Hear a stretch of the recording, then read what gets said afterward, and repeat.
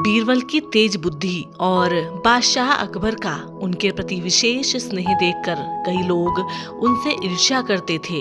एक दिन दरबार में बादशाह अकबर बीरबल की तारीफ कर रहे थे तो बादशाह ने देखा कि एक दरबारी खुश नहीं था। उन्होंने कारण पूछा तो उस मंत्री ने कहा कि महाराज, माना बीरबल बड़े ही तेज बुद्धि वाले हैं, लेकिन वो खुद को इतना ही होशियार समझते हैं और इतना ही अक्लमंद हैं, तो उनसे कहिए कि वो आपके लिए बैल का दूध लेकर आए। बादशाह ने पहले तो कहा कि भला बैल का दूध कैसे हो सकता है। फिर उस मंत्री ने कहा कि ये तो बीरबल जैसे होशियार व्यक्ति के लिए एक बड़ी चुनौती नहीं है। तो अकबर ने भी बीरबल की अक्लमंदी की परीक्षा लेने की सोची। अकबर बोले, बीरबल, क्या तुम मानते हो कि दुनिया में कोई कार्य असंभव नहीं? बिल्कुल हुजूर।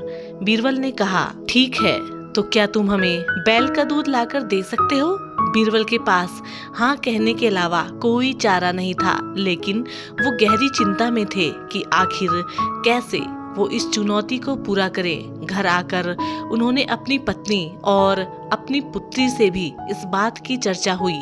रात हुई और बीरबल की पुत्री अकबर के महल के पीछे स्थित कुएं पर गई और पीट पीट कर कपड़े धोने लगी। कपड़े धोने की आवाज सुनकर बादशाह की नींद खुल गई। खिड़की से देखा कि कोई लड़की कुएं पर कपड़े धो रही है। अकबर ने सिपाही को भेजा और उस लड़की से पूछा, इतनी रात गए कपड़े क्यों धो रही हो बच्ची? बीरबल की पुत्री बोली, महाराज, मेरी माताजी घर पर नहीं है, वो कुछ महीने से मायके में हैं। उनकी अनुपस्थिति में आज मेरे पिता ने एक बच्चे को जन्म दिया।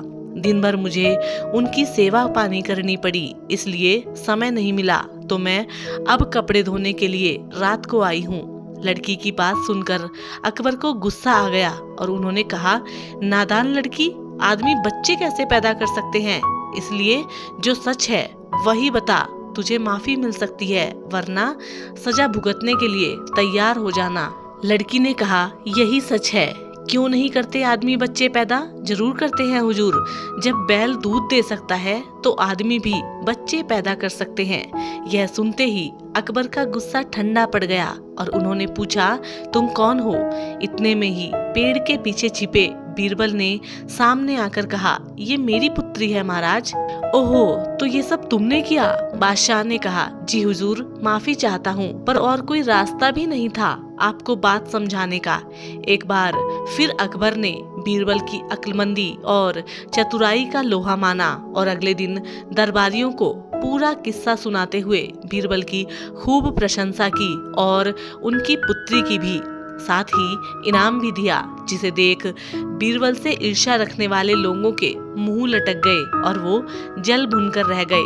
तो मित्रों, इस कहानी से हमें यह शिक्षा मिलती है कि ऐसी कोई समस्या या सवाल नहीं जिसका हल या समाधान नहीं, बस शांत मन से अपने दिमाग का सही इस्तेमाल करने की जरूरत है, जिससे जलने वाले चारों खाने चित्त हो जाएंगे और आपका कुछ नहीं बिगड़ पाएगा। तो मित्रों, हम उम्मीद करते हैं आज की ये ज्ञानवर्धक कहानी आपको पसंद आई होगी और इसी तरीके की कहानियों के लिए आप हमारे साथ जुड़े रहें। हम आपसे मिलेंगे एक और नई कहानी के साथ। तब तक के लिए नमस्कार, जय हिंद।